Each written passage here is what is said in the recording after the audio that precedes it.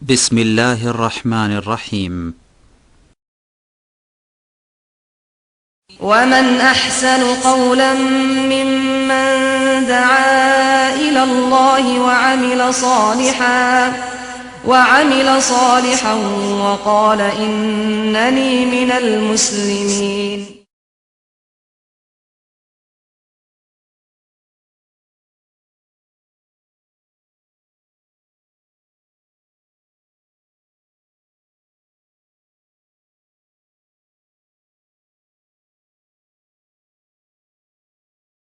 أعوذ بالله من الشيطان الرجيم. بسم الله الرحمن الرحيم. وأقيم الصلاة إن الصلاة تنهى عن الفحشاء والمنكر. وقال الله في موضع آخر وأقيم الصلاة طرفي النهار وزلفا من الليل إن الحسنات يذهبن السيئات ذلك ذكرى للذاكرين. মহান আল্লাহর সমস্ত প্রশংসা যে আল্লাহ পাক রব্বুল আলামিন আমাদেরকে মুসলিম হওয়ার তৌফিক দান করেছেন এবং পর 5 ওয়াক্ত নামাজ ফরজ করেছেন। দরুদ ও সালাম নাযিল হোক প্রিয় নবী মুহাম্মদ রাসূলুল্লাহ সাল্লাল্লাহু আলাইহি ওয়াসাল্লামের প্রতি, যিনি মহান আল্লাহর পক্ষ থেকে 7 আকাশের ওপর মেরাজে গিয়ে 5 ওয়াক্ত নামাজের তোহফা তার উম্মতের জন্য নিয়ে এসেছেন। আল্লাহুম্মা সাল্লি আলাইহি আল্লাহুম্মা বারিক আলাইহি। আজকে শাবান মাস 1428 হিজরির 8 তারিখ, রমজান কয়েকদিন পরে। মনে করছি রমজানের পূর্বে মুসলিম ভাইদেরকে নামাজ সম্পর্কে একটু স্মরণ করিয়ে দেওয়া।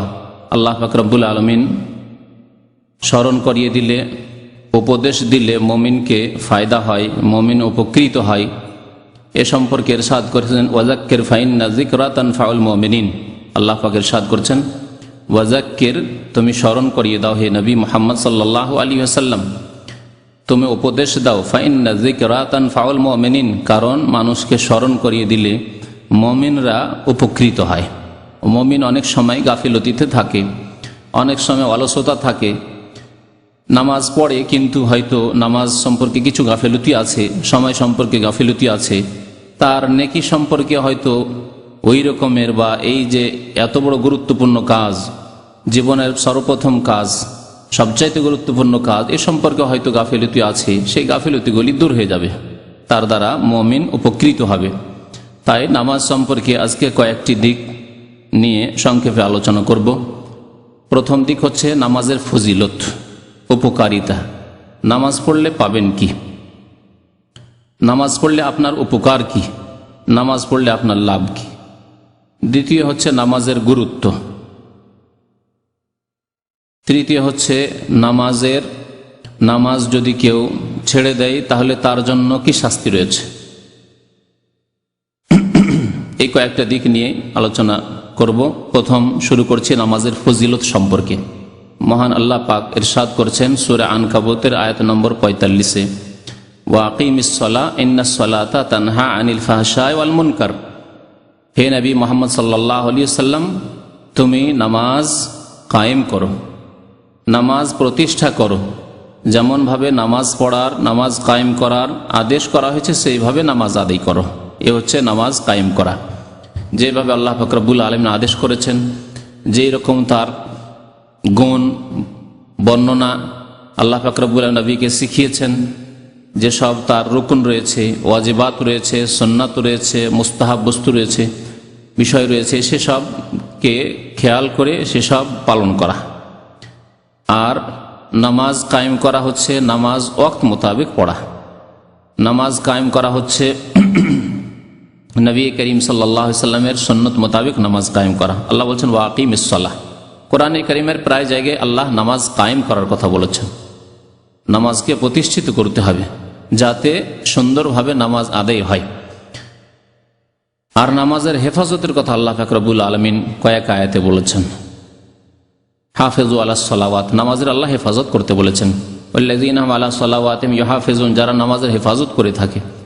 হেফাজত করা, সুরক্ষিত করা। হেফাজত করা আমরা সাধারণ ভাষায় বুঝছি যে কিভাবে কোনো কিছু হেফাজত হতে পারে, আর কায়েম কি করে হতে পারে, প্রতিষ্ঠিত কিভাবে হতে পারে, সুন্দর করে সাজানো কিভাবে হতে পারে, এই হচ্ছে নামাজ কায়েম করা। আল্লাহ পাক রব্বুল আলামিন বলছেন নামাজ কায়েম করো, তার উপকারিতা হচ্ছে ইন্নাস সালাতা তানহা আনিল ফাহশাই ওয়াল মুনকার, নিশ্চয় নামাজ সালাত মানুষকে বিরত রাখে, তানহা বিরত রাখে, বাঁচিয়ে রাখে, আনিল ফাহশা অশ্লীলতা থেকে, ওয়াল মুনকার আর অন্যায় কাজ থেকে। এ ফাহেসা বা ফাহশা আর মুনকার দুটি হচ্ছে আম খাস শব্দ। মুনকার হচ্ছে যে কোনো অবৈধ কাজ, নাজায়েজ কাজ, যে কোনো নিষিদ্ধ কাজ, হারাম কাজ, যে কোনো ইসলাম বিরোধী কাজ হচ্ছে মুনকার, যে কোনো গুনহার কাজ, পাপের কাজ হচ্ছে মুনকার। আর ফাহেসা হচ্ছে বিশেষ ধরনের পাপ, যেসব পাপ, যেসব গুনহা অত্যন্ত অশ্লীল এবং আল্লাহ রাব্বুল আলামিনের দ্বীনের সাথে সাথে মানুষের ফিতরত ঘৃণা করে। মানুষের প্রকৃতি যদি মানুষের মতো থাকে, একজন মুমিন মুসলিম মানুষ তার ফিতরত, তার প্রকৃতি ঘৃণা করে। এই জন্য মুমিন মুসলিম বললাম, যে ব্যক্তি মুমিন মুসলিম নয়, মুনাফিক, কাফের, মুশরিক, বিদিন, পাপিষ্ট, তার প্রকৃতি নষ্ট হয়ে গেছে, তার প্রকৃতি ধ্বংস হয়ে গেছে, তার প্রকৃতি বিকৃত হয়ে গেছে। সেই জন্য তাকে খারাপ কাজ ভালো লাগে, খারাপ কথা ভালো লাগে, খারাপ রাস্তায় চলতে ভালো লাগে, অন্যায় কাজই ভালো লাগে, ভালো কথা বললে তাকে কষ্ট লাগে। এই জন্য তারা হয়তো সেই ফাহেসাগুলিকে খারাপ মনে করবে না, জি, যেহেতু তার প্রকৃতি নেই। আল্লাহ পাক রব্বুল আলামিন যে ফিতরাতের উপর সৃষ্টি করেছেন সেই প্রকৃতি বদলিয়ে গেছে, বিকৃত হয়ে গেছে, মাসখ হয়ে গেছে। এই জন্য নবী করিম সাল্লাল্লাহু আলাইহি ওয়াসাল্লাম বলেছেন যে কুল্লু মাউলুদিন ইউলাদু আলাল ফিতরা, প্রত্যেক শিশুর জন্ম হয় মায়ের পেট থেকে ভূমিষ্ঠ হয়ে আসে আলাল ফিতরা, ফিতরাতের উপর, তার ইসলামের প্রকৃতির উপর। ফিতরাতের ব্যাখ্যা করা হয়েছে ইসলাম বলে, আর ফিতরাতের শাব্দিক অর্থ হচ্ছে প্রকৃতি। তাহলে প্রকৃতির ফিতরাতের যখন তাফসীর ব্যাখ্যা করা হয়েছে ইসলাম দিয়ে, তাহলে বোঝা গেল প্রত্যেক মানুষের প্রকৃতি হচ্ছে ইসলাম। আল্লাহর প্রতি ঈমান নিয়ে আসা, আল্লাহর ইবাদত বন্দেগী করা, সৎ কাজ করা, ভালো কাজের উপদেশ দেওয়া, ভালো কাজে উৎসাহিত করা, খারাপ কাজ থেকে বেঁচে থাকা, খারাপ কাজ সম্পর্কে লোকজনকে সতর্ক করা, এটি হচ্ছে আসল মানুষের প্রকৃতি। এই জন্য একটি শিশু যখন জন্মায় তার প্রকৃতি থাকে একেবারে ফিতরাত। এটা বাস্তবে লক্ষ্য করবেন, একটি ছেলে 3 বছর, 4 বছর, 5 বছরের ছেলে, এমনকি 7 বছর, 8 বছরের ছেলে, সে সত্য কথা জানে, মিথ্যা জানে না। যা হয়েছে তা বলে দেবে, যা হয়েছে চোখের সামনে যা দেখেছে তাকে যদি নিষেধ না করা হয় বলে দেবে। অনেক সময় নিষেধ করলেও সত্য কথা বলে দেবে, সত্য কথা বলে দেবে, তার পেট থেকে সত্য কথা সহজে বের করে নিতে পারবেন। কিন্তু যার বয়স হয়ে গেছে 15 বছর আর সে খারাপ পরিবেশে মানুষ হয়ে গেছে, সে অহরহ হয়তো মিথ্যা কথা বলছে, 20 বছর, 25 বছর, 30 বছর অহরহ মিথ্যা কথা বলছে, তার পেট থেকে সত্য কথা বের করাই মুশকিল। মারধর করে অনেক সময় সত্য কথা বের করা যায় না, কারণ প্রকৃতি বিকৃত হয়ে গেছে। বাপ মা ইহুদি বানিয়ে দেয়, ইহুদি হলে, ইউনাসসিরা নেই, খ্রিস্টান হলে খ্রিস্টান বানিয়ে দেয়, ইউমাজ্জিসান নেই, অগ্নি পূজক হলে অগ্নি পূজক বানিয়ে দেয়, হিন্দু হলে হিন্দু বানিয়ে দেয়, কবর পূজারী হলে কবর পূজারী বানিয়ে দেয়, বেনামাজি হলে বেনামাজি বানিয়ে দেয়, পাপিষ্ট লম্পট হলে লম্পট বানিয়ে দেয়। বাবা মা একসাথে ফিল্ম দেখে ছেলে মেয়েদের কিনে, ওই ছেলে মেয়ে কি শিখবে? হ্যাঁ, বাবা মা জুয়া খেল, বিড়ি খায়, সিগারেট খায়, তাহলে কি শিখবে? তাই তো শিখবে, যা দেখেছে বাবা মাকে করতে তাই তো শিখবে। মিথ্যা কথা বলে, আছে বলে টেলিফোন এই নেই বলে দাও, শিখায়, তাহলে কি শিখবে? তাই শিখবে, তখন মিথ্যা কথা বলতে শিখবে। তার আগ পর্যন্ত ছেলে মিথ্যা কথা বলতে শিখে দেয়, এই হচ্ছে ফিতরত। তো বলছিলাম যে মানুষের প্রকৃতি যদি বিকৃত না হয় তাহলে অশ্লীল কাজগুলিকে ঘৃণা করে। আল্লাহর দ্বীনে তো হারাম আছে, কোরআনে কারিমে তো হারাম আছে, রাসূলুল্লাহ সাল্লাল্লাহু আলাইহি ওয়াসাল্লাম হাদিসে তো নিষেধ করা হয়েছে, কিন্তু মানুষের প্রকৃতি ঘৃণা করে। জেনা, ব্যভিচার, জি,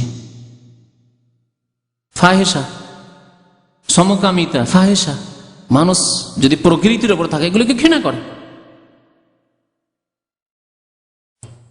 এইভাবে উলঙ্গ হওয়া, অশ্লীলতা, শরীরের এমন অংশ অঙ্গকে খোলা যেগুলি সাধারণত ঢেকে রাখা হয়। এটি বাচ্চা ছেলেকে 5 বছর 7 বছর লজ্জা পায়, কাপড় খুলতে লজ্জা পায়। 5 বছর 7 বছরের ছেলে বাথরুমে ঢুকে দিচ্ছে লক করে, আর দিয়ে ফেসে যাচ্ছে, ও এই খেয়ালই করে না যে আমি যে ফেসে যাবো, খুলতে পারবো না, এই কথা খেয়াল করে না, কারণ প্রকৃতির উপর আছে। এই জন্য উলঙ্গ হওয়া, শরীরের কিছু অংশ খোলা, যে অংশ ঢাকতে হয়, পুরুষের হোক অথবা নারীদের হোক, নারীদের গোটা শরীর ঢেকে রাখতে অন্যদের সামনে, অন্য পুরুষের সামনে শরীরের কিছু অংশ খোলা, এগুলি হচ্ছে ফাহেসা, অশ্লীলতার অন্তর্ভুক্ত। এই জন্য বেহায়া হওয়া, বেপরদা হওয়া, মাথা খোলা, চুল খোলা, হাত খোলা, পা খোলা, পেট খোলা, পিঠ খোলা, এগুলি হচ্ছে সব ফাহেসার অন্তর্ভুক্ত। জি, এইভাবে আজকালকার জামানায় মহিলাদের ছবি দেখা, ফিল্ম দেখা, মহিলাদের খবর শোনা, এগুলো সব ফাহেসার মধ্যে শামিল। মহিলাদের সাথে কথা বলা, প্রেমের কথা বলা, ভালোবাসার কথা বলা, এগুলি হচ্ছে সব ফাহেসা, সব ফাহেসা। ফাহেসা বহু রয়েছে। ইন্নাস সালাতা তানহা আনিল ফাহশাই ওয়াল মুনকার, নিশ্চয় নামাজ, নামাজের উপকারিতা হচ্ছে যে মানুষকে অশ্লীল কাজ থেকে বিরত রাখে আর হারাম কাজ থেকে, অন্যায় কাজ থেকে বিরত রাখে, সমস্ত পাপ থেকে বিরত রাখে। নামাজ যদি নামাজের মতো করে কায়েম করা হয়, পড়া হয়, তা আর নিয়মিত পড়ে যায়, 5 ওয়াক্ত নামাজ আল্লাহ যেভাবে ফরজ করেছেন, তাহলে বেশি দিন যাবে না, অল্প কিছুদিন একজন লোক নিয়মিত নামাজ পড়লেই সেই ব্যক্তি আর অশ্লীল কাজে ডুবে থাকতে পারে না, সেই ব্যক্তির দ্বারা অন্যায় কাজ সবসময় হতে পারে না। আর যদি কখনো পদস্খলন ঘটে, ভুল হয়ে যায়, তাহলে তওবা করবে, তার বিবেকে বাধা দেবে, তখন তওবা করবে, যেন আমার দ্বারা তো ভুল হয়ে গেছে। ভুলের এহসাস হবে, অনুভূতি হবে যে আমার দ্বারা ভুল হয়ে গেছে, আল্লাহর কাছে মাফ চাওয়া উচিত, আমাকে আল্লাহর কাছে তওবা করা উচিত। আল্লাহ পাক রব্বুল আলামিন আরো ইরশাদ করেছেন নামাজের উপকারিতা সম্পর্কে, সূরা হুদের আয়াত নম্বর 14, ওয়া আকিমিস সালাতা তারফাইন নাহার। আল্লাহ বলছেন, হে নবী, তুমি নামাজ কায়েম করো 2 বেলা, তারফাইন নাহার, দিনের 2 দিকে, মানে সকালে বিকেলে, ওয়া যুলাফাম মিনাল লাইল, রাতের কিছু অংশে। এই 2টি বাক্য দিয়ে আল্লাহ পাক রব্বুল আলামিন 5 ওয়াক্ত নামাজের দিকে ইঙ্গিত করেছেন। আমি এর আগে বহুবারই বলেছি, কোরআনে কারিমে আল্লাহ পাক রব্বুল আলামিন 5 ওয়াক্ত শব্দটি বলেননি, তবে ইশারা ইঙ্গিতে 5 ওয়াক্তের কথা বলেছেন বেশ কয়েক আয়াতে। তার মধ্যে এটি একটি আয়াত, ওয়া আকিমিস সালাতা, নামাজ কায়েম করো, তারফাইন নাহার, দিনের 2 দিকে। তারাফ মানে এক কিনারা, আর তারাফাই মানে 2 কিনারা। দিনের 2 কিনারায় মানে সকালে বিকেলে। সকালে মানে কোন নামাজ? সহজ ব্যাপার, একটি নামাজ রয়েছে ফজর নামাজ। আর দিনের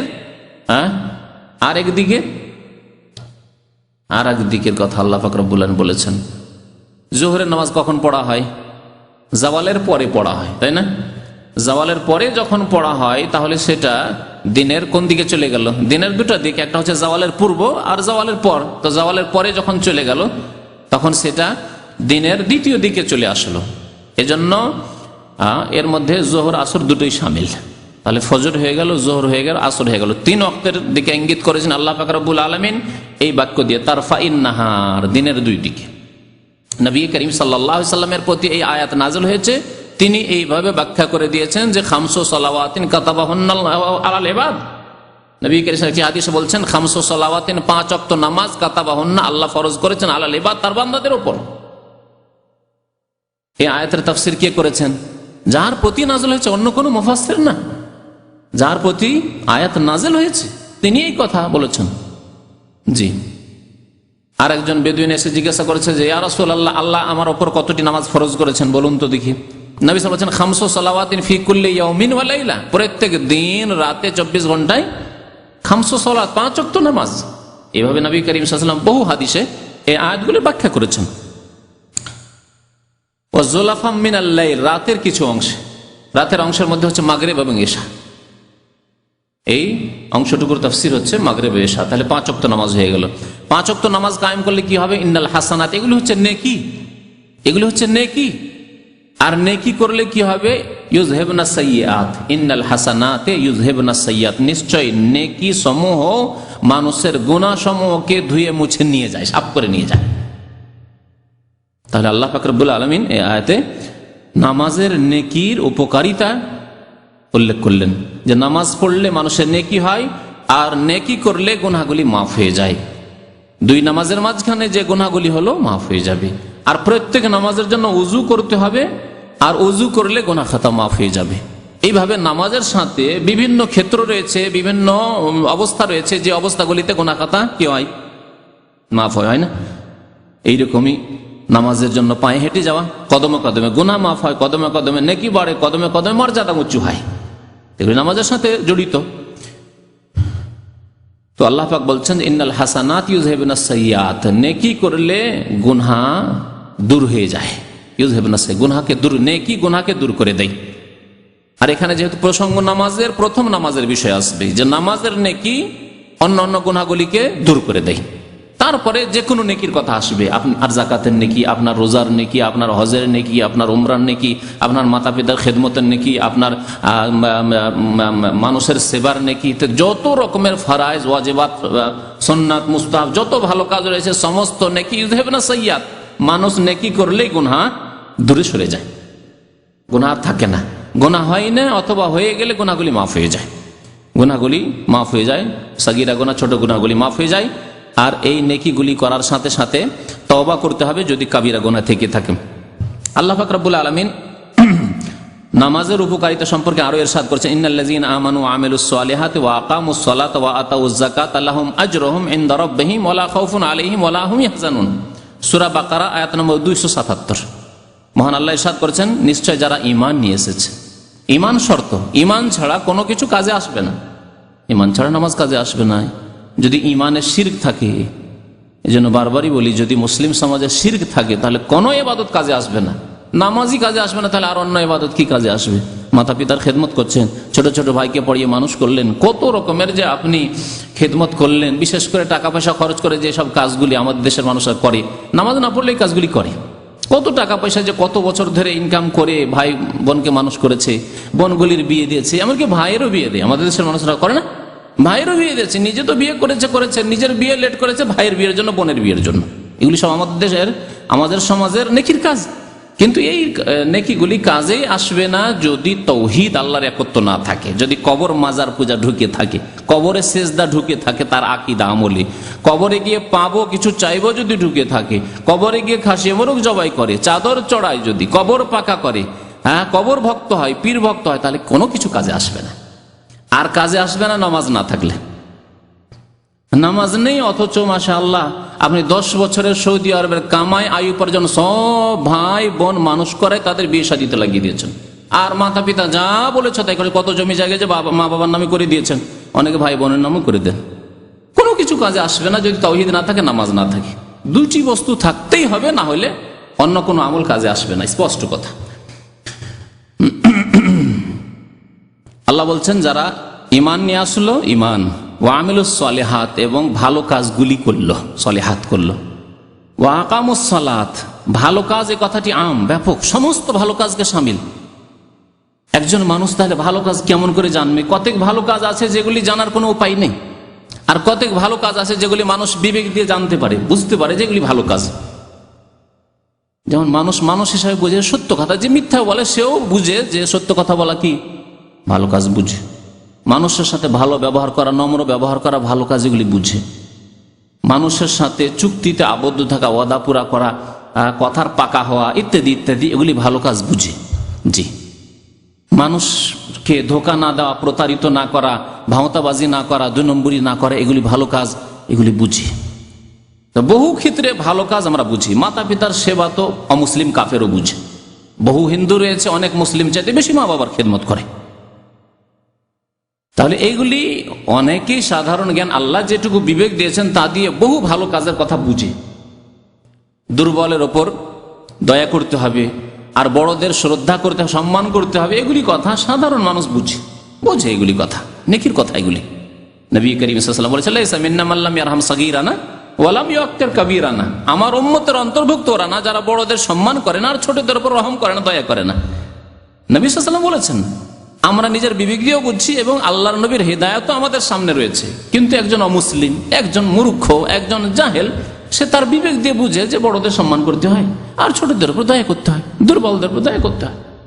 তাহলে বহু কাজ আছে যেগুলি মানুষের সাধারণ জ্ঞান দিয়ে বুঝতে পারে যেগুলি ভালো কাজ, এগুলি খারাপ কাজ।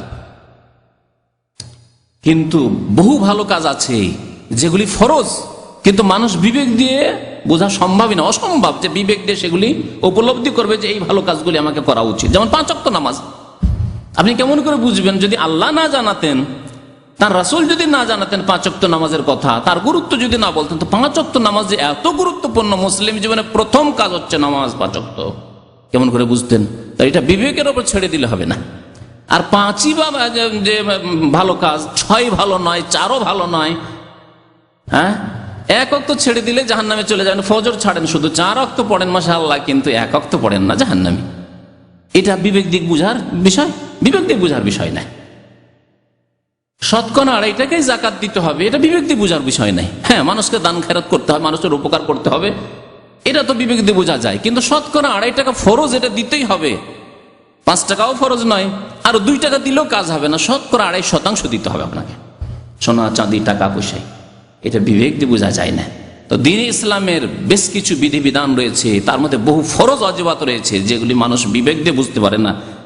হ্যাঁ, নিজের বিবেক দিয়ে সিদ্ধান্ত নিতে পারে না যে এটি ভালো না মন্দ। তাই আল্লাহ পাক রব্বুল আলামিন রাসূল প্রেরণ করেছেন, কোরআনে কারীম নাযিল করেছেন, রাসূলুল্লাহ সাল্লাল্লাহু আলাইহি ওয়াসাল্লামের হাদিস আমাদের মাঝে রয়েছে।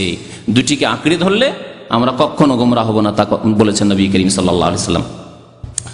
তো আল্লাহ পাক রব্বুল আলামিন বলছেন ওয়ামিলুস সালেহ, ভালো কাজ তো করবে। আল্লাহ বললেন না যে ঈমান এবং তারপরে ভালো কাজগুলি করো। তার সবচেয়ে ভালো কাজ কি? আল্লাহ বলছেন ওয়াকামুস সালাহ, নামাজ কায়েম করতে হবে।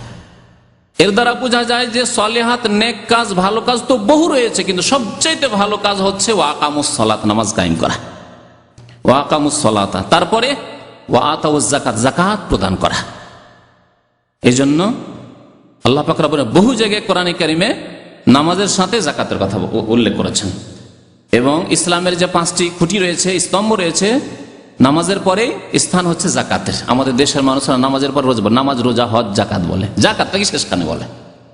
এই যে তরতিবটা বলার আছে আমাদের দেশে, ভুল তরতিব, ভুল নয়, বলে না এইভাবে যেভাবে আমি বললাম। হ্যাঁ, কলেমা, নামাজ, রোজা, হজ, যাকাত, ভুল। নবী করিম সাল্লাল্লাহু আলাইহি ওয়াসাল্লাম এইভাবে কোনো হাদিসে বলেননি। নবী সাল্লাল্লাহু আলাইহি ওয়াসাল্লাম বলেছেন বুনিয়াল ইসলাম আলা খামসিন, শাহাদাতে আল্লাহ ইলাহা ইল্লাল্লাহ ওয়া আন্না মুহাম্মাদার রাসূলুল্লাহ ওয়া ইকামিস সালাত ওয়া ইতাইজ যাকাত। কোরআনে কারিমে প্রত্যেক জায়গায় যেখানে আল্লাহ বলেছেন আকিমুস সালাহ, সেখানে আতুজ যাকাত বলেছেন। বলেননি রমজানের কথা, বলেননি হজের কথা সেখানে। জি, তো আল্লাহ বলছেন নামাজের পরে যাকাত প্রদান করবে। লাহুম আজরুহুম, কি পাবে তাহলে নামাজ পড়লে? তাদের জন্য তাদের প্রতিদান রয়েছে, পুরস্কার রয়েছে। ইনদা রাব্বিহিম, কে পুরস্কার দেবে? পুরস্কার কে দেবে? চিন্তা করুন, আপনি যদি কোম্পানিতে চাকরি করেন, আপনারা বুঝেন কোম্পানির অবস্থা। কোম্পানিতে যে পদগুলি রয়েছে, বিভিন্ন পদ রয়েছে, ছোট পদ, মেজো পদ, সেজো পদ, বিভিন্ন রকমের পদ রয়েছে, তাই না? যদি আপনাকে পুরস্কার দিতে চায় যে হ্যাঁ আমাদের এখন বেস্ট ওয়ার্কার চয়েস করা হয়েছে এবং এই পুরস্কার দিবে ফোরম্যান, তাহলে আপনি বুঝতে পারেন ফোরম্যানের পুরস্কার আর কত কি হবে, হবে 10-20 টাকার কিছু হবে। যদি তার উপর সুপারভাইজার হয়, মুশরিফ হয়, আর একটু বেশি হইতে পারে। যদি কোনো ম্যানেজার হয়, আপনার ডিপার্টমেন্ট ম্যানেজার হয়, হ্যাঁ একটু বড় পুরস্কার হইতে পারে। আর যদি একবারে জিএম হয়, জেনারেল ম্যানেজার, মুদির আম, যে একবারে সমস্ত কোম্পানির সবকিছুর মালিক, যে জেনারেল ম্যানেজারের পক্ষ থেকে, প্রেসিডেন্টের পক্ষ থেকে বিশাল কোম্পানি, আর তার প্রেসিডেন্ট স্বয়ং এসে পুরস্কার দিবে, তাহলে বলে বাপরে, প্রেসিডেন্ট পুরস্কার দিলে 10, 20, 50 রিয়ালের পুরস্কার দিতে আসবে নাকি? বিরাট কিছু পুরস্কার দিবে তাহলে। অথচ সে মানুষ হতে পারে আপনার চাইতে পাপী, গুনাহগার, আপনার চাইতে জালেম, কিন্তু সে দুনিয়ার স্বার্থে বেস্ট ওয়ার্কারকে পুরস্কার দিলে আরো কাজে উৎসাহিত হবে লেবাররা, ওয়ার্কাররা, আর কাজ আমার বাড়বে, প্রোডাকশন বাড়বে। সেই জন্য যদি আল্লাহ পাক রব্বুল আলামিনের পক্ষ থেকে পুরস্কার হয়, যিনি রব্বুল আলামিন, বিশ্বজাহানের মালিক, যিনি জিনের মালিক, ইনসানের মালিক, সমস্ত মাখলুকাতের সৃষ্টি জগতের মালিক, তিনি যদি বলেন আমার পক্ষ থেকে পুরস্কার রয়েছে, যারা নামাজ কায়েম করবে, যারা যাকাত দেবে, তাদের জন্য লাহুম আজরুহুম ইনদা রাব্বিহিম, রবের নিকট পুরস্কার রয়েছে। আল্লাহু আকবার। আর কি? ওয়ালা খাউফুন আলাইহিম ওয়ালা হুম ইয়াহজানুন, তাদের না কোনো ভয় আছে আর না তারা দুশ্চিন্তায় ভুগবে, কোনো চিন্তা নেই, ভয় নেই, কোনো চিন্তা নেই। লা খাউফুন আলাইহিম ওয়ালা হুম ইয়াহজানুন, এই লা খাউফুন আলাইহিম ওয়ালা হুম ইয়াহজানুন, এই একই বাক্য আল্লাহ পাক রব্বুল আলামিন বলেছেন আল্লাহর আউলিয়া সম্পর্কে, বন্ধু সম্পর্কে। আল্লাহর দোস্ত, আল্লাহর বন্ধু, আল্লাহর আউলিয়া, আউলিয়াগণের সম্পর্কে আল্লাহ পাক কি বলেছেন? আলা ইন্না আউলিয়া আল্লাহ লা খাউফুন আলাইহিম ওয়ালা হুম ইয়াহজানুন, আল্লাহর যারা ওয়ালি, আল্লাহর যারা বন্ধু, তাদের কোনো ভয় নেই, লা খাউফুন আলাইহিম ওয়ালা হুম ইয়াহজানুন, আর তারা দুশ্চিন্তিত হবে না, তাদের কোনো চিন্তাও নেই। এই আয়াতকে নিয়ে কবর মাজার ভক্তরা পীর ভক্তরা বলে ওয়ালি মানে পীর, মুরিদ কোনদিন ওলি হইতে পারে না, মিসকিন তো মিসকিনই থেকে যায়। হ্যাঁ, মুরিদ কোনদিন ওলি হইতে পারে না, যতই নামাজ পড়ুক আর যতই রোজা রাখুক আর যতই দান খায়রাত করুক আর যতই ইসলামের পাবন্দি করুক, মুরিদ কোনদিন ওলি হইতে পারে না। ওলি কে হইতে পারে? পীর। কারণ পীর না হলে কেরামত দেখাতে পারে না, পীর না হলে কেরামতি দেখাতে পারে না, আর কেরামতি না হলে ওলি হইতে পারে না। এই বিদাতি শিরকি ধারণা রয়েছে ওলি সম্পর্কে ভারত, বাংলাদেশ, পাকিস্তানের অধিকাংশ মানুষের। অথচ আল্লাহ পাক রব্বুল আলামিন যেই পুরস্কারের ঘোষণা করেছেন ওলির জন্য, সেই পুরস্কারের ঘোষণা করেছেন নামাজি, যাকাত প্রদানকারীর জন্য। আয়াত দুটি আপনাদের সামনে আছে, নেই কোনো পার্থক্য আছে আল্লাহ পাক রব্বুল আলামিনের বাণীতে কোনো পার্থক্য আছে? লা খাউফুন আলাইহিম ওয়া লা হুম ইয়াহজানুন, নামাজের ক্ষেত্রে আকামুস সালাত ওয়া আতাউজ যাকাত যারা করবে, নামাজ কায়েম করবে, যাকাত দেবে, তাদের জন্য। আর আল্লাহর ওলি তো তারাই, সেই জন্য একই পুরস্কার। যারা ঈমান নিয়ে আসার পরে নেক আমল করবে, ঈমানের সাথে শিরকের সংমিশ্রণ করবে না, আর নেক আমলের দ্বার যত রয়েছে সবগুলিতে প্রবেশ করবে আর ভালো আমল করতে থাকবে, তার মধ্যে সবচাইতে ভালো আমল হচ্ছে নামাজ কায়েম করা, তা করবে, যাকাত দেওয়া, তা করবে, তাদের জন্য আল্লাহর কাছে পুরস্কার রয়েছে, রবের কাছে পুরস্কার রয়েছে, আর তাদের কোনো ভয় নেই, তাদের কোনো চিন্তা নেই। তারাই যেহেতু আল্লাহর বন্ধু, আল্লাহর দোস্ত, আল্লাহর ওলি। প্রত্যেক নেক বান্দা আল্লাহর ওলি হইতে পারে, সে সাধারণ মানুষ হোক, মিসকিন গরিব হোক, আর যে কেউ হোক না কেন, আলেম হোক আর জাহেল হোক, আল্লাহর সাথে যদি সম্পর্ক মজবুত থাকে তাহলে সেই আল্লাহর ওলি হতে পারে। এটি হচ্ছে ইসলাম, এ হচ্ছে দ্বীন ইসলাম। আর বিদাতি ধারণা যে ওলি তারাই যারা কবর মাজার নিয়ে আছে, যারা মুরিদ বানাতে পারছে, যাদের মুরিদের সংখ্যা যত বেশি তারাই হচ্ছে আল্লাহর ওলি। অথচ তার শিরকে ডুবে আছে, বিদাতে ডুবে আছে, তারা আল্লাহ এবং রসুলের কত যে নাফরমানি করছে, কত যে নাজায়েজ কাজ করছে এবং কত শিরক বিদাতের পথ দেখাচ্ছে, তারাই শিরক বিদাতের পথগুলি খুলেছে। নাহলে কবর মাজার পূজার পথ খুলতো না যদি এই পীর মুরিদির ব্যবসা ভারত উপমহাদেশে না আসতো। তাসাউফ যদি না আসতো, পীর মুরিদি না আসতো, তাহলে কোনো কবরের পূজা শুরু হতো না। এই সুফিবাদের ফলাফল হচ্ছে কবর পূজা, মাজার পূজা। আল্লাহ পাক রব্বুল আলামিনের পক্ষ থেকে এই পুরস্কার পেলেন। আল্লাহ পাক রব্বুল আলামিন আর এক মহা পুরস্কারের কথা বলেছেন নামাজের কোরআনে কারিমে। সূরা মুমিনুনের 1 নম্বর আয়াত থেকে শুরু করে 11 নম্বর আয়াত পর্যন্ত। এখানে দুইবার করে আল্লাহ নামাজের কথা উল্লেখ করেছেন। এক তো প্রথম আয়াতে কাদ আফলাহাল মুমিনুন আল্লাযীনা হুম ফি সালাতিহিম খাশিউন, দ্বিতীয় আয়াত, প্রথম আয়াত দ্বিতীয় আয়াত। আল্লাহ বলছেন ওই মুমিনরা সফল কাম হবে, কাদ আফলাহাল মুমিন, ওই মুমিনরা সফল কাম হবে, আল্লাযীনা হুম ফি সালাতিহিম খাশিউন, যারা তাদের নামাজে বিনয়ী, নামাজ পড়ার মতো নামাজ পড়ে, খুশু খুজুর সাথে একাগ্র চিত্তে আল্লাহ রাব্বুল আলামিনের সামনে হাজির হয়েছে। আল্লাহ রাব্বুল আলামিনকে যেন দেখতে পাচ্ছি, আর না হলে আল্লাহ কমপক্ষে আমাকে প্রত্যক্ষ করছেন, দেখছেন, এইভাবে ইবাদত বন্দেগী করার কথা নবী করিম সাল্লাল্লাহু আলাইহি ওয়াসাল্লাম হাদিসে উল্লেখ করেছেন। যে মর্যাদাকে ইহসানের কথা বলেছেন, নিষ্ঠার সাথে ইখলাসের সাথে ইবাদত করা। তারপরে বেশ কিছু গুণ আল্লাহ পাক রব্বুল আলামিন মুমিনের উল্লেখ করার পরে আবার শেষখানে ইতি টানছেন আল্লাহ পাক রব্বুল আলামিন, কি বলে? ওয়াল্লাযীনা হুম আলা সালাওয়াতিহিম ইউহাফিজুন, আর ওই মুমিনরাই সফল কাম হবে যারা নামাজের হেফাজত করে থাকে। যারা নামাজের কি করে? ইউহাফিজুন, হেফাজত করে থাকে। আল্লাহ তো এক পুরস্কারের কথা বলে দিয়েছেন যে তারা মুক্তি পাবে, যথেষ্ট ছিল।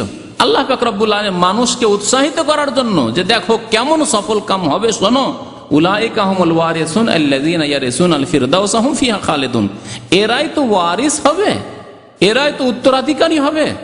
কিসের ওয়ারিস হবে? ধন সম্পদের। আম্বিয়া কিরাম ধন সম্পদের ওয়ারিস বানাতেন না।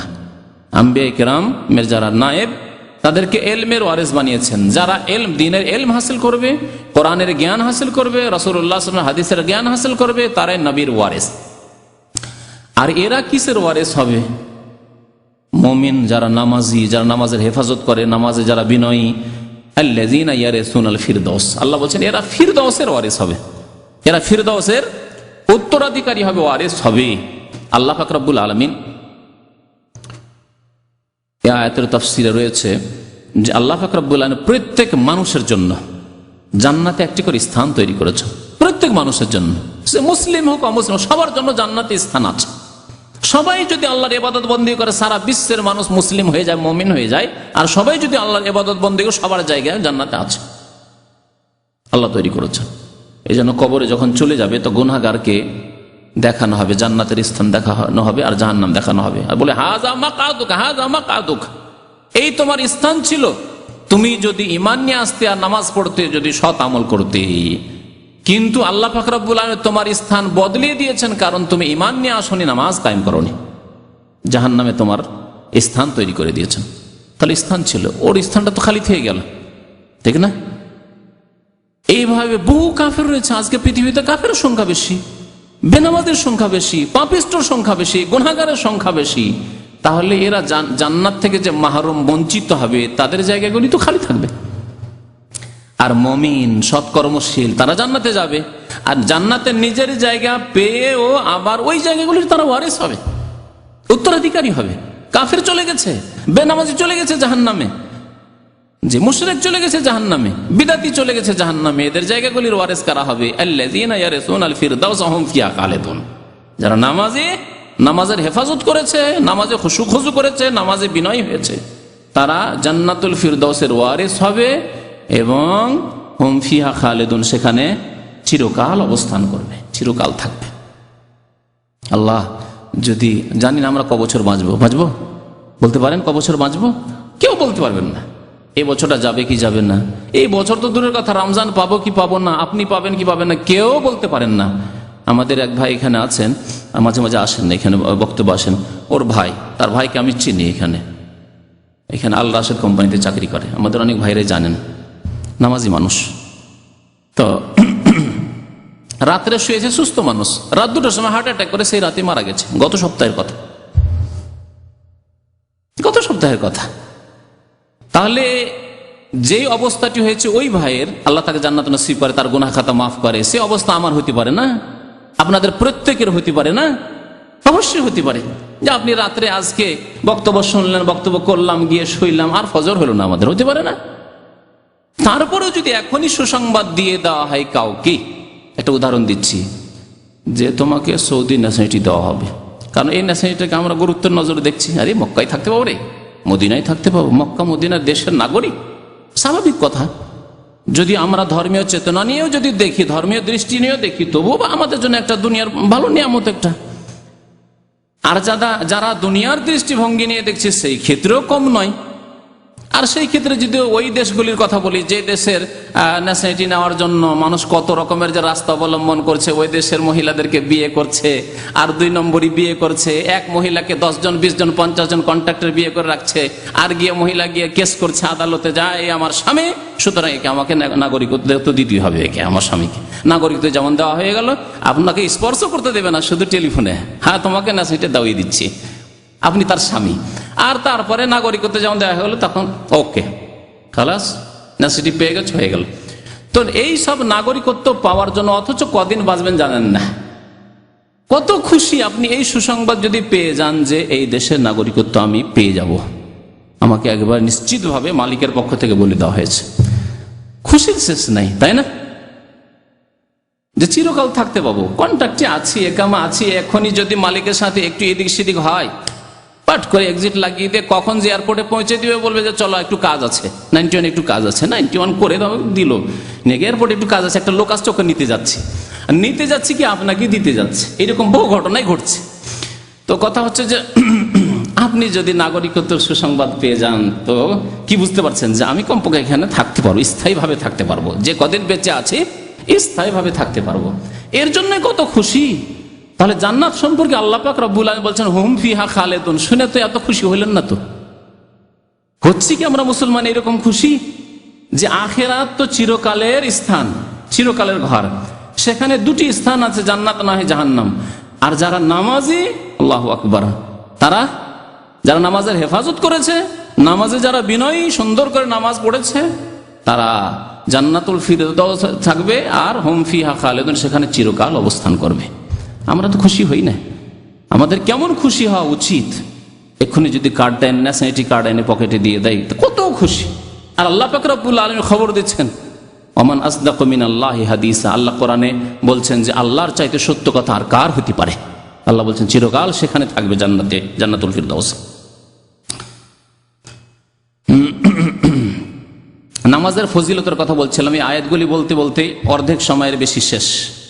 নবী করিম সাল্লাল্লাহু আলাইহি সাল্লাম বহু হাদিসে নামাজের ফজিলতের কথা বলেছেন। একটি হাদিস জানা আছে, শুধু বলেছি আগে স্মরণ করার জন্য, হয়তো অনেক ভাইরই জানা আছে। নবী করিম সাল্লাল্লাহু আলাইহি ওয়াসাল্লাম 5 ওয়াক্ত নামাজকে উদাহরণ দিয়েছেন বা উপমা দিয়েছেন কিসের সাথে? নদীতে 5 বার গোসল করার সাথে। বাড়ির সামনে আরাআইতুম লাউ আন্না নাহরান বিবাবি আহাদিকুম, আচ্ছা বলো তোমাদের দরজার সামনে যদি নহর থাকে, মানে নদী থাকে, ইয়াগতাসিলু ফিহি কুল্লু ইয়াউমিন খামসান, আর প্রত্যেক দিন যদি 5 বার করে সেই নদীতে গোসল করেন।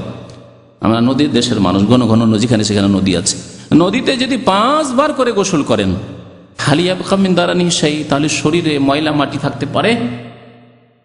জিজ্ঞাসা করেছেন নবী করিম সাল্লাল্লাহু আলাইহি ওয়াসাল্লাম সাহাবায়ে কেরামকে। সাহাবারা বলেন কালু লা ইয়াবকা মিন দারানিহি শাই, একবার গোসল করলে তো মানুষ পরিষ্কার হয়ে যায়, 5 বার গোসল করবে, আবার ময়লা থাকার কথা? ময়লা থাকবেই না। ময়লা কেন থাকবে তার শরীরে?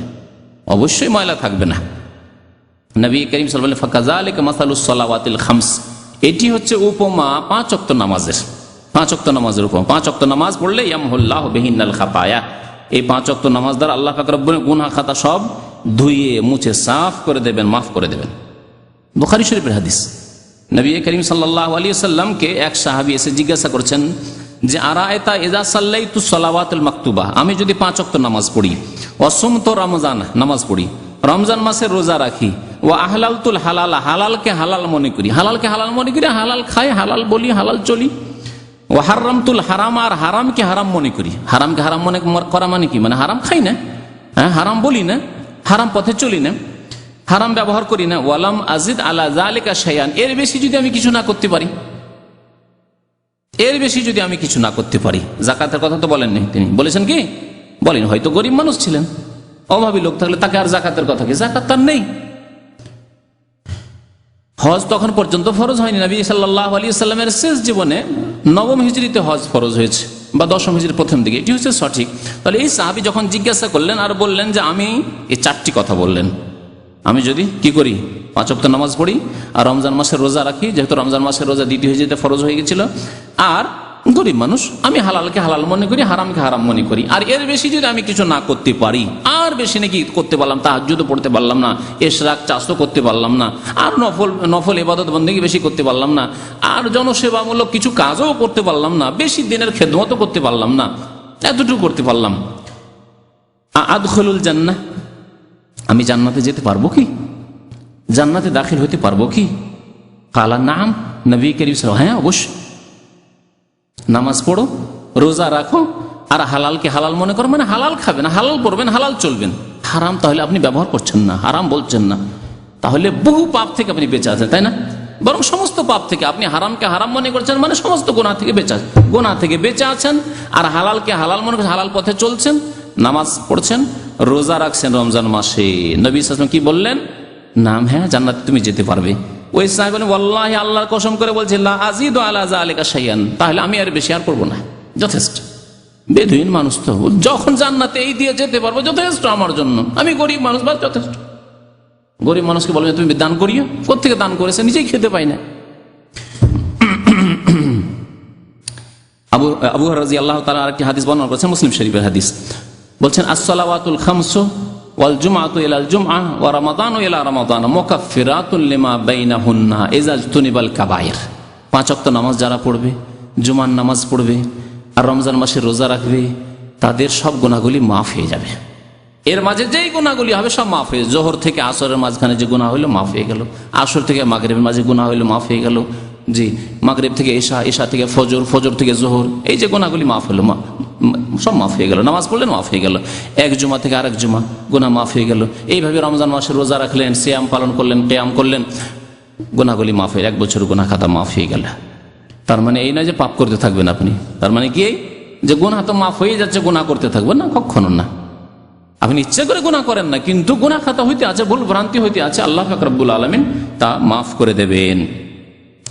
ইজাজতুনিবাল কাবায়ের, শর্ত হচ্ছে কাবিরা গুনাহ থেকে বেঁচে থাকতে হবে না। আপনি চুরি করবেন না, বেঈমানি করবেন না, ডাকাতি করবেন না, জুয়া খেলবেন, জেনা ব্যভিচার করবেন, কাউকে খুন করবেন ইত্যাদি, যত কাবিরা গুনাহ আছে কাবিরা থেকে আপনি বেঁচে থাকবেন। এইরকমই সবচাইতে বড় কাবিরা হচ্ছে শিরক, শিরক থেকে বেঁচে থাকবেন। তারপরের কাবিরা হচ্ছে 2 নম্বর শিরকের সমান আল্লাহ উল্লেখ করেছেন ওয়া আকিমুস সালাতা ওয়া লা তাকুনু মিনাল মুশরিকিন। শিরকের সমান গুনাহ হচ্ছে নামাজ ত্যাগ করা। বেনামাজি হবেন না। এমন দিন না হয় যে যেই দিন আপনি ফজর পড়েননি আর পড়লেন না, আপনি ছুটে গেল তো গেল, কোন ওয়াক্ত গেল তো গেল আর পড়লেন না, কাবিরা গুনাহ। যদি কাবিরা গুনাহ থেকে কেউ বেঁচে থাকে তাহলে এই 5 ওয়াক্ত নামাজ, জুমার নামাজ, রমজান মাসের রোজা তার জন্য কাফফারা হয়ে যাবে, গুনাহগুলি তার সাফ হয়ে যাবে, মাফ হয়ে যাবে। আব্দুল্লাহ বিন মাসউদ রাদিয়াল্লাহু তাআলা একটু বড় হাদিস শুনিয়েছেন, নবী করিম সাল্লাল্লাহু আলাইহি ওয়াসাল্লাম থেকে শুনেছেন, কিন্তু তিনি নিজেই বর্ণনা করেছেন মওকুফ হাদিস। বলছেন, যেই ব্যক্তি পছন্দ করে মান সাররাহু আইয়ালকাল্লাহ গাদাম মুসলিমান, আগামীকালকে যেই দিন তার মরণের দিন আসবে, আগামীকাল বলেছেন অর্থাৎ মৃত্যুর দিন, যদি আল্লাহর সাথে মুসলিম হয়ে সাক্ষাৎ করতে চায়, কত সুন্দর কথা। তাহলে মুসলিম হয়ে আল্লাহর সাথে মোলাকাত যদি করতে হয় নামাজ পড়ে মোলাকাত করতে হবে, বেনামাজি হয়ে মুসলিম হয়ে আল্লাহর সাথে সাক্ষাৎ হবে না। মানসাররাহু, যেই ব্যক্তি পছন্দ করে যে আল্লাহর সাথে সে সাক্ষাৎ করবে, গাদাম মুসলিমান, আগামীকালকে মুসলিম হয়ে, ফালিয়ুহাফিজ আলা হাউলাইস সালাওয়াত, সে যেন 5 ওয়াক্ত নামাজের হেফাজত করে, 5 ওয়াক্ত নামাজের হেফাজত করে। হাইসু ইউনাদা বিহিন্না, যার জন্য আজান দেওয়া হচ্ছে। আজান কি জন্য দেওয়া হচ্ছে? হাইয়া আলাস সালাহ, নামাজ পড়তে এসো। হাইয়া আলাল ফালাহ, মুক্তির জন্য এসো। কাদ কামাতিস সালাহ, ইকামতে বলা নামাজ শুরু হয়ে গেল, আসো। জি। ফাইনাল্লাহ শারা আলী নবিয়কুম সুনানাল হুদা ওয়া ইন্নাহুন্না মিন সুনানিল হুদা। আল্লাহ পাক রব্বুল নবী সাল্লাল্লাহু আলাইহি ওয়াসাল্লামকে ভালো ভালো কাজ, হিদায়াতের তরিকা বাতলিয়েছেন, হিদায়াতের আদর্শ দিয়েছেন।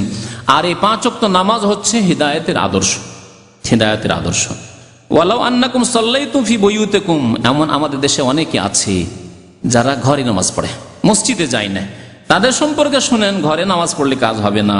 তোমরা যদি বাড়িতে নামাজ পড়ো, কামা ইউসাল্লি হাজাল মুতাখাল্লিফ ফি বাইতিহি, যেমন মুনাফিকরা ইমানের দুর্বল লোকের পিছনে থাকে আর মসজিদে আসে না নামাজ পড়া, অলস, ওই রাত্রে অন্ধকারে যাবো গ্রামে গঞ্জে, এশার নামাজে অন্ধকারে মসজিদে যাব, বাড়িতে নামাজ পড়িনি। ফজরে শহরের লোকদের ফজরে উঠবো, যাবো, ঘুমটা ডিস্টার্ব হবে, তাড়াতাড়ি নামাজটা পড়ে আবার শুয়ে যায়। শহরের লোকদেরই অভ্যাস হচ্ছে ফজর পরে শোয়া, ঠিক কিনা? গ্রামের লোকেরা ফজর পর শোয় না, ওরা জানে না যে ফজর পর মানুষ ঘুমায়, এটা জানে না।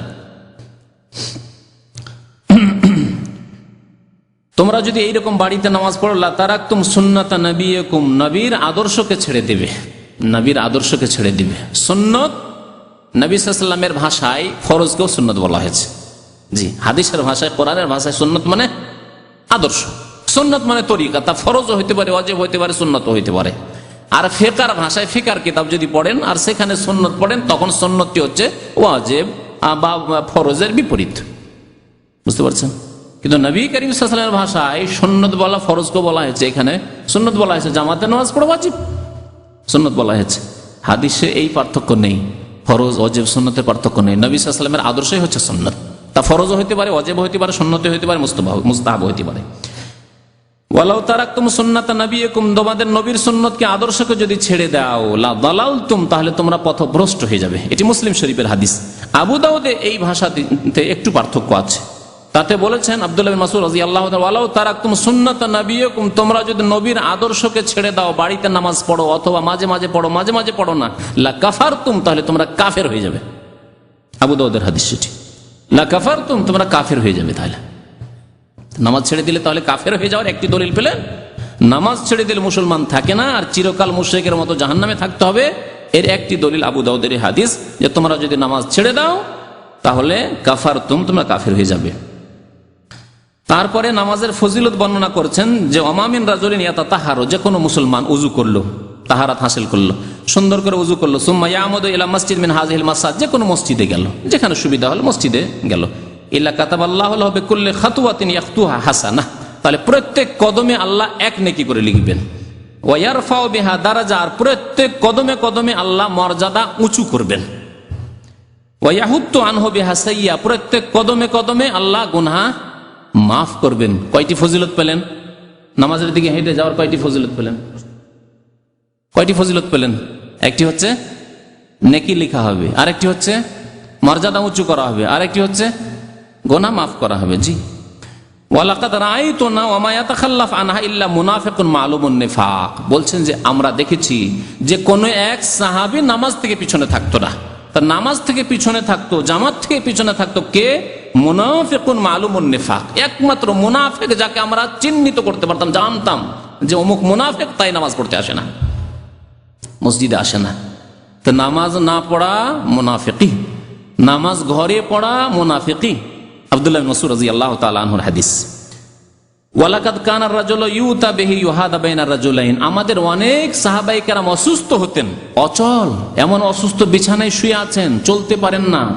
দুইজনের কাঁধে ভর দিয়ে, ইউহাদা বাইনার রাজুলাইন, দুই মানুষের কাঁধে ভর দিয়ে মসজিদে আসতেন। আসার পরে তাকে নিয়ে এসে কি করা হতো? হাত্তা ইউকামা ফিস সাফে, কাতারে নিয়ে এসে বসিয়ে দেওয়া হতো। এখানে দেখবেন অনেক বৃদ্ধ আছে, কোন রকম ধরে গাড়ি থেকে নামিয়ে নিয়ে এসে চেয়ারে বসিয়ে দিল, ওইভাবেই নামাজ পড়ছে সে, কিন্তু মসজিদে আসছে। আল্লাহু আকবার। এ হচ্ছে নামাজ, এ হচ্ছে ঈমান। এইভাবে সাহাবায়ে কেরামরা নামাজ পড়তেন। মুসলিম শরীফের হাদিস, আবু দাউদের হাদিস। নবী করিম সাল্লাল্লাহু আলাইহি সাল্লাম থেকে নামাজের ফজিলতের সম্পর্কে বেশ কিছু হাদিস আরো রয়েছে। তা ছেড়ে দিয়ে নামাজের গুরুত্বের কথা বলি। আল্লাহ পাক রব্বুল আলামিন মুসা আলাইহিস সালামকেও বলছেন ইন্নানি আনাল্লাহ।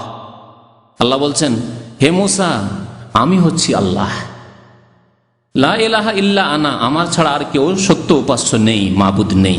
ফাবুদনি, সুতরাং একমাত্র আমার ইবাদত করো। ওয়া আকিমিস সালাতা লিযিকরি, আমাকে স্মরণ করার উদ্দেশ্যে, আমার জিকিরের উদ্দেশ্যে নামাজ পড়ো, নামাজ কায়েম করো আমাকে স্মরণ করার উদ্দেশ্যে। তাহলে আল্লাহর জিকির, আল্লাহকে স্মরণ করা হতেই পারে না নামাজবিহীন। নামাজ ছাড়া আল্লাহর জিকির হতেই পারে না।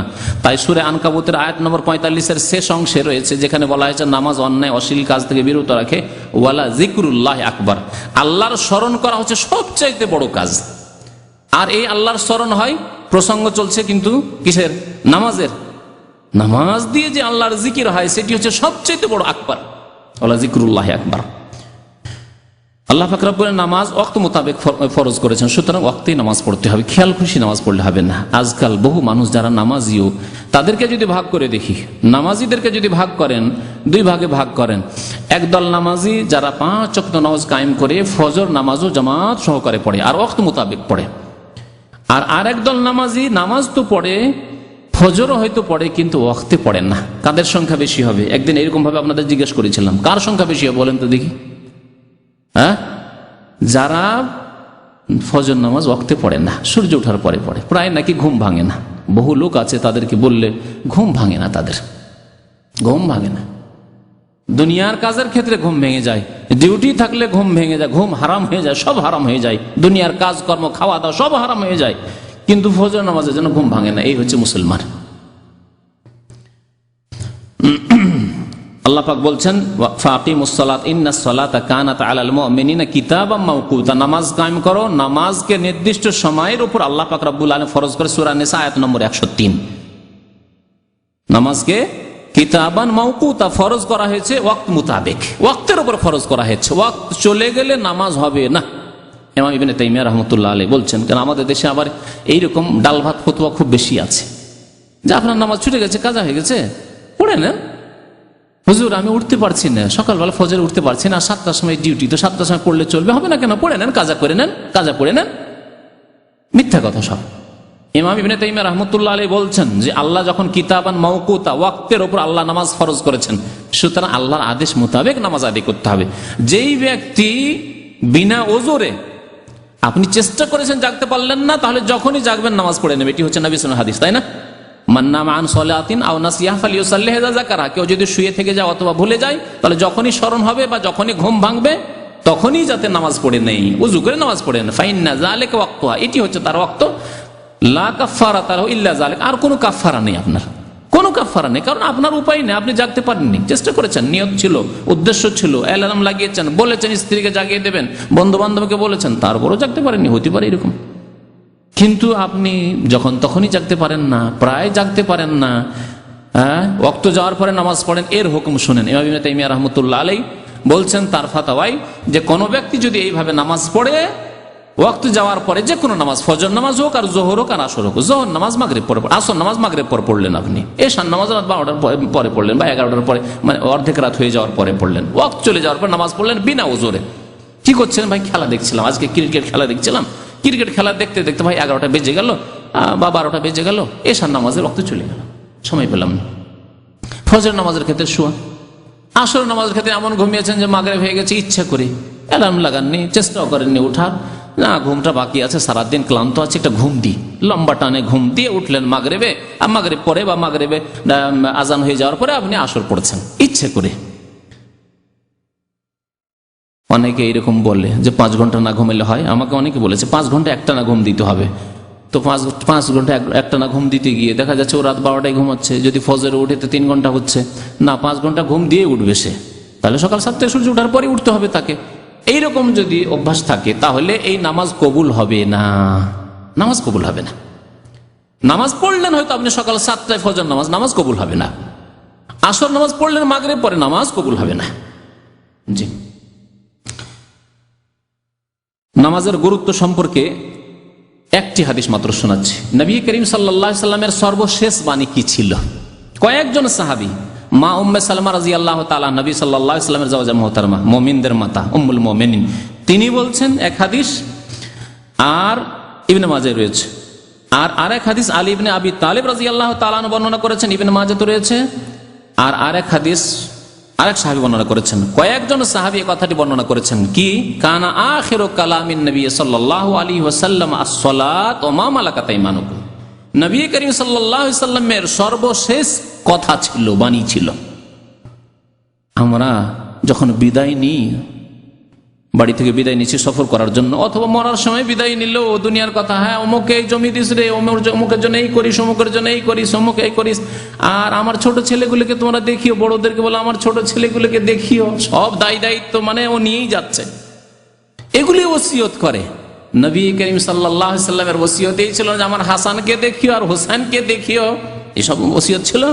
আমার ফাতেমার খেয়াল রাখিও, এই করে সেই করি, ওইসব ওসিয়ত ছিল না। কারণ আখিরু কালামিন নবী সাল্লাল্লাহু আলাইহি ওয়াসাল্লামের শেষ বাণী ছিল আস-সালাত, নামাজ, ওয়া মা মালাকাত আইমানুকুম, আর তোমাদের দাস দাসীর খেয়াল রাখবে, তাদের উপর জুলম অত্যাচার করবে না। তোমাদের অধীনস্থ চাকর নৌকরের খেয়াল রাখবে, তাদের উপর জুলম অত্যাচার করবে না। আল্লাহর সবচেয়ে বড় হক হচ্ছে নামাজ, তাওহীদের পরে। আর মানুষের হকের ক্ষেত্রে মানুষ যদি সমান হয় তাহলে জুলুম করে না। সমান লোক জুলুম করার সাহস করবেন না, তাই না? যদি ফস করতে পারে, আপনাকে ধমক দিতে পারে, আপনাকে যদি চোখ দেখে কথা বলতে পারে, তার 1 পয়সা মেরে খাবেন না আপনি, তারপর জুলুম অত্যাচার করবেন না আপনি। কিন্তু অধীনস্থ যারা চাকর নকর, দাস দাসী, গোলাম, তাদের জুলুম করে দিলে কি হবে, কি হবে, কি করে নিবা? আমার হতে পারে এরকম জুলুম অত্যাচার। তাই নবী করিম সাল্লাল্লাহু আলাইহি ওয়াসাল্লাম আল্লাহর হকের ক্ষেত্রে একটি কথা বলেছেন, সবচেয়ে গুরুত্বপূর্ণ ইবাদত নামাজ, আর মানুষের হকের ক্ষেত্রে বলেছেন দাস দাসীর উপর তোমরা জুলুম অত্যাচার করবে না। উম্মে সালমা রাদিয়াল্লাহু তাআলা আনহা আরো একটু বেশি করে বলেছেন, কানা ইয়াকুলু ফি মারাদিহিল্লাযী তুফিয়া ফিহি, আল্লাহ রাসূল সাল্লাল্লাহু আলাইহি ওয়াসাল্লাম যে অসুস্থতায় ইন্তেকাল করেছিলেন, ওয়াফাত পেয়েছিলেন, ইন্তেকাল করেছিলেন, দেখলেন নবী ইন্তেকাল করেছেন, না বেঁচে আছেন? বিদাতিরা আমাদের দেশে দেওবন্দি আর বেরেলভী সমস্ত বিদাতিরা বলে হায়াতুন নবী, নবী জীবিত। মহিউদ্দিন খান তো তার পত্রিকায় মাসিক মদিনা লিখেই দিল যে নবী আমাদের মতোই জীবিত, আমাদের মতোই জীবিত। আমাদের এক ভাই দায়ী আছেন, ওই তাইফে মক্কায় থাকতেন, আমি প্রশ্ন লিখে পাঠালাম যে আমি বেশি দলিল চাই না, শুধু আমাদের মতো কথাটির দলিল চাই। মহিউদ্দিন সাহেবকে লিখে পাঠালেন যে আপনি আপনার পত্রিকায় আগামী মাসে এর একটা দলিল শুধু দেবেন যে আমাদের মতো নবী সাল্লাল্লাহু আলাইহি ওয়াসাল্লাম জীবিত, এর একটি দলিল লিখে পাঠিয়ে দেন, ব্যাস উম্মত জেনে নিক যে আমাদের মতো আল্লাহর নবী জীবিত আছে। আর তাদেরকে বড় বড় আলেম আর মুহাদ্দিস আর ফাজেল আমরা আর মুফাসসির মনে করে থাকি। আকীদা যদি নষ্ট হয়ে যায় তাহলে কোনো নাজাত নেই, কোনো মুক্তি নেই, সমস্ত ধ্বংস হয়ে যাবে। আল্লাহ হচ্ছেন চিরঞ্জীব, আল হাইয়ুল কাইয়ুম। আয়াতুল কুরসি মুখস্থ আছে, আমাদের দেশে মানুষের কিছু না থাকলেও আয়াতুল কুরসি মুখস্থ আছে। আল্লাহু লা ইলাহা ইল্লাহু আল হাইয়ুল কাইয়ুম, চিরঞ্জীব। তো নবী যদি আমাদের মতো চিরকাল জীবিত থাকেন তো তিনিও হাই, আল্লাহর শরীক হয়ে গেলেন। তা মুশরিকানা আকীদা নয় এটি, মুশরিকদের আকীদা যে আল্লাহর নবীকে আল হাই, চিরঞ্জীব বানিয়ে দেওয়া। নবী করিম সাল্লাল্লাহু আলাইহি ওয়াসাল্লাম সম্পর্কে মা উম্মে সালমা বলেন তুফিয়া ফি, তিনি ওয়াফাত পেয়ে গেলেন, ইন্তেকাল করলেন। সেই অসুস্থতায় তিনি বলতেন বারবার করে আসসালাত আসসালাত আসসালাত ওয়া মা মালাকাত আইমানুকুম, দাস দাসীর খেয়াল রাখবে আর নামাজকে ভুলবে না। ফামা জালা ইয়াকুলুহা, বারবার তিনি বলছিলেন, হাত্তা মা ইয়াফিযু বিহা লিসানুহু, এমনকি বলতে বলতে গিয়ে তার আওয়াজ বসে যেত, আর শুনতে পেতাম না। অসুস্থতার অবস্থায় কথা বলতে গিয়ে শেষ দিকে আর শোনা যায় না, তাই না? দু চারটি কথা বলার পরে আর শুনতে পাচ্ছেন না, কথা বলে দেখবেন অসুস্থ, এই বেশি অসুস্থ মানুষের সাথে নবী করিম সাল্লাল্লাহু আর কিছুই বলতে পারলেন না। শেষ কথা ছিল আসসালাত আসসালাত ওয়া মা মালাকাত আইমানুকুম। কেমন রসুলের সাথে আমাদের ভালোবাসা, মহব্বত সাল্লাল্লাহু আলাইহি ওয়াসাল্লাম, যে আল্লাহর নবীর শেষ উপদেশ সালাত, আর সেই নামাজকে আমরা ভুলে গেছি অধিকাংশ মুসলমান। আর ভালোবাসার দাবিদার আমরা, নবীর মহব্বতের দাবিদার, আর নবীর শাফাতের আশাবাদী, নবীর হাউজে কাউসারের পানির আশাবাদী মুসলমানরা।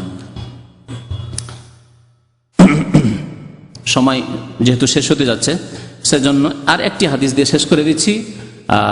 মহিলাদের সাথে সম্পর্কিত হাদিস।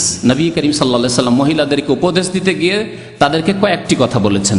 তাদের দায়িত্ব পুরুষদের চাইতে অনেক কম, মহিলাদের দায়িত্ব পুরুষদের চাইতে অনেক কম। নবী করিম সাল্লাল্লাহু আলাইহি ওয়াসাল্লাম ইরশাদ করেছেন, আল মারআতু ইযা সাল্লাত খামসাহ। অন্য হাদিসে রয়েছে, আইয়ুমা ইমরাতিন ইযা সাল্লাত খামসাহ। যে কোনো মহিলা, যে কোনো নারী যদি 5 ওয়াক্ত নামাজ পড়ে, 5 ওয়াক্ত নামাজ পড়েন আল্লাহর রাস্তে, নারী হন পুরুষ হন, 5 ওয়াক্ত নামাজ পড়তে আল্লাহ প্রথম হিসাব নেবেন। আবু দাউদের হাদিস, প্রথম কাল কিয়ামতে হিসাব হবে মুসলিমদের কিসের সম্পর্কে? সালাত, নামাজ সম্পর্কে হিসাব হবে। আর নবী সাল্লাল্লাহু আলাইহি ওয়াসাল্লামের সর্বশেষ উপদেশ ছিল সালাত। সালাত যদি 5 ওয়াক্ত নামাজ পড়ে কোনো মহিলা, ওয়াসামাত শাহরাহা, রমজান মাসে যদি রোজা রাখে, রমজান মাসে রোজা রাখে, রোজা রাখে আমাদের দেশের মহিলারা, নামাজ পড়ুক আর না পড়ুক রোজা রাখে। জি, হিন্দুদের উপবাস করা অভ্যাস আছে। ওয়া আহসানাত ফারজাহা, আর লজ্জা স্থানের যদি হেফাজত করে, লজ্জা স্থানের হেফাজত, লজ্জা স্থান যার জন্য তার, আল্লাহ পাক লজ্জা স্থান স্ত্রী স্বামীর জন্য রেখেছেন আর স্বামীর স্ত্রীর জন্য, এই হচ্ছে হেফাজত। ইল্লা আলা আজওয়াজিহিম, আল্লাহ বলছেন স্বামীর জন্য। হে মহিলা, তোমার লজ্জা স্থান, তোমার ইজ্জত স্বামীর জন্য তোমার, আর হে পুরুষ, তোমার ইজ্জত, তোমার লজ্জা স্থান হচ্ছে তোমার স্ত্রীর জন্য। ইল্লা আলা আজওয়াজিহিম, এই সূরা মুমিনুনের প্রথম দিকের আয়াতগুলিতে আয়াত রয়েছে, আরো কয়েক যে কোরআনে কারীমে আল্লাহ পাক ইরশাদ করেছেন। তো বলছেন তৃতীয় উপদেশ হচ্ছে মহিলাদের জন্য যে তারা লজ্জা স্থানের হেফাজত করবে। লজ্জা স্থানের হেফাজতের অন্তর্ভুক্ত হচ্ছে যে বেহায়া বেপরদা হবে না। আল্লাহ নবী বলেছেন, আল মারআতু আওরাহ, নারী জাতি হচ্ছে আওরত, লজ্জা সবই হচ্ছে তার পর্দা। আওরত মানে হচ্ছে আবৃত বস্তু, ঢেকে রাখার বস্তু। আল মারআতু আওরাতুন, উর্দু ভাষাতে মহিলাদেরকে কি বলে? আওরাত শব্দই বলে, কারণ আরবিতে আওরাত মানে মহিলা হয় না, আওরাত মানে হয় ঢাকার বস্তু, আওরাত মানে ঢেকে রাখার বস্তু। এই জন্য বলা হয় পুরুষদের আওরাত হচ্ছে নাভি থেকে হাঁটু পর্যন্ত, নাভি থেকে হাঁটু পর্যন্ত হচ্ছে পুরুষদের আওরাত, মানে ঢেকে রাখার বস্তু, ঢেকে রাখতে হবে, সাতরুল আওরাকে বলা হয়। তো নবী করিম সাল্লাল্লাহু আলাইহি ওয়াসাল্লাম আরেকটি হাদিস বলেন, আল মারআতু আওরাতুন, মহিলা জাতি হচ্ছে ঢেকে রাখার বস্তু। আরেকটি হাদিস আপনাদের শুনিয়ে দিলাম, তাই না? আর এই হাদিসে কি বলছিলাম? হ্যাঁ, কি বলছিলাম বলেন? হ্যাঁ,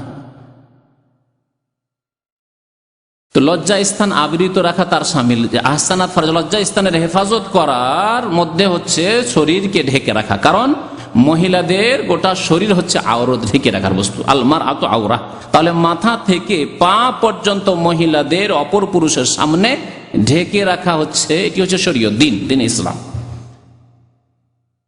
লজ্জা স্থানের হেফাজতের মধ্যে তা শামিল। মহিলাদের প্রত্যেকটি অঙ্গ প্রত্যঙ্গ লজ্জা স্থান, তাদের গয়না অলংকার রয়েছে তা ঢেকে রাখার বস্তু, তাদের মালা রয়েছে ঢেকে রাখার বস্তু, তাদের চুড়ি রয়েছে ঢেকে রাখার বস্তু, তাদের ঘড়ি রয়েছে ঢেকে রাখার বস্তু, তাদের পায়ে কিছু অলংকার রয়েছে তা ঢেকে রাখার বস্তু, তাদের নাকে রয়েছে, কানে রয়েছে ঢেকে রাখার বস্তু। মহিলা আজকাল কানটা খুলে রাখে, দেখেছেন মহিলাদের কাছে কানটা যে দেখা গেছে এইরকম করে রাখে, আউযুবিল্লাহ। আর মালাটাকে বের করে রাখে শাড়ির উপরে, বের করে রাখে। আর পায়ের গুলি, কোমরের গুলি তো দেখা যায়, ওগুলো তো দেখা যায় শাড়ির উপরে।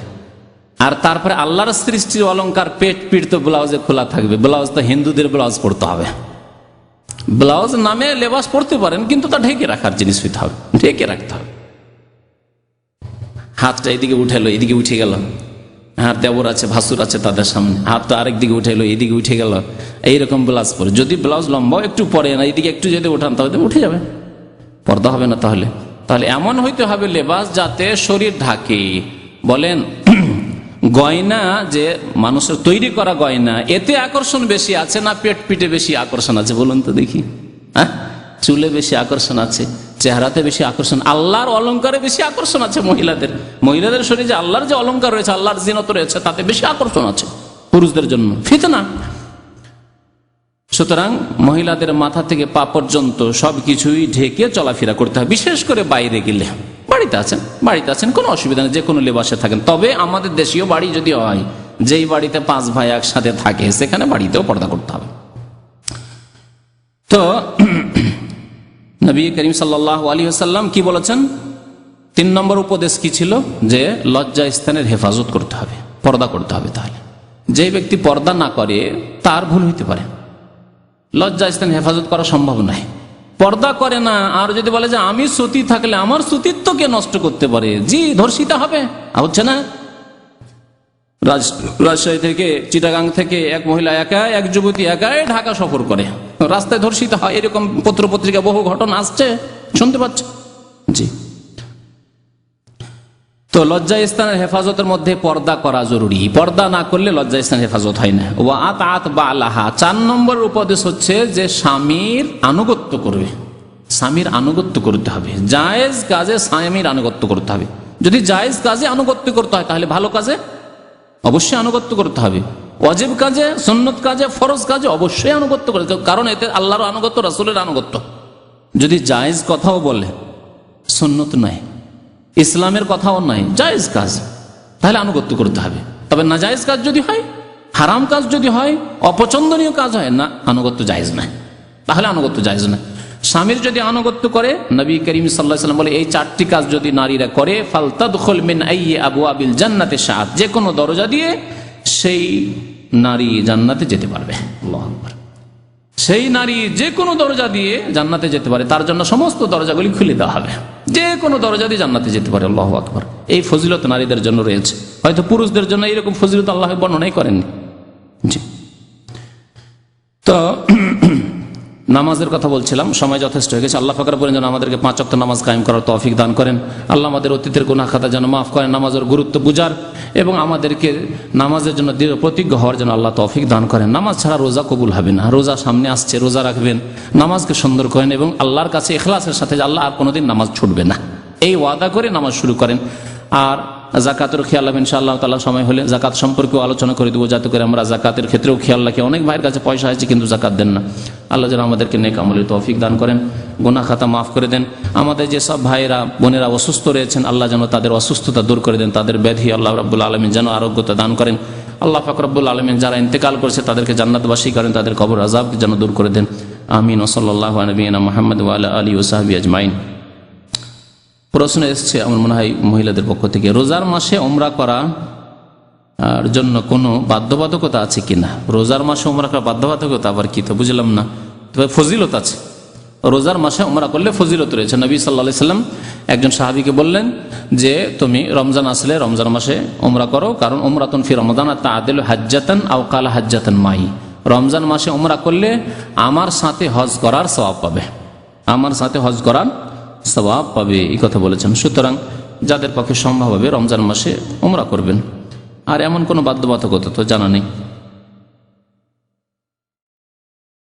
আমাদের দেশে রোজার ঈদের পরে অনেকে ঈদের চাঁদ যতদিন থাকবে ততদিনের মধ্যে 6টি রোজা রাখে।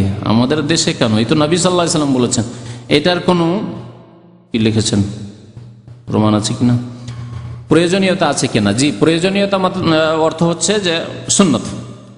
এই শাওয়াল মাসের 6টি রোজা সুন্নত। নবী সাল্লাল্লাহু আলাইহি সাল্লাম বলেছেন মান সামা রমাদান, যে ব্যক্তি রমজান মাসে রোজা রাখবে, ওয়া আতবাহু সিত্তাম মিন শাওয়াল, তার পরে পরে শাওয়াল মাসে 6টি রোজা রাখবে, কানা কাসিয়ামিদ দাহর, সেই ব্যক্তি যেন সারা বছর রোজা রাখলো, 36টি রোজা হয়ে গেল। আর নেকি কয় গুণ হয়? 10 গুণ হয়। তো 36 10 360 দিনে বছর। তো যেই ব্যক্তি এই 36টি রোজা রাখলো রমজান মাসের, 30টি আর 6টি শাওয়াল মাসে, সে যেন সারা বছর রোজা রাখলো। এইভাবে প্রত্যেক বছর যদি আমল করে, কানাকা সিয়ামুদ দাহার, সে সারা জীবন যেন রোজার নেকি পেতেই থাকলো। 60 বছর 70 বছর বাঁচলে যেন 60 বছর 70 বছরের রোজারও সে নেকি পেয়ে গেল। এই ফজিলত রয়েছে। জি, বাস। আর প্রশ্ন আছে? সাল্লাল্লাহু আলা নবিয়িনা মুহাম্মদ ওয়া আলা আলিহি ওয়া সাহবিহি আজমাইন।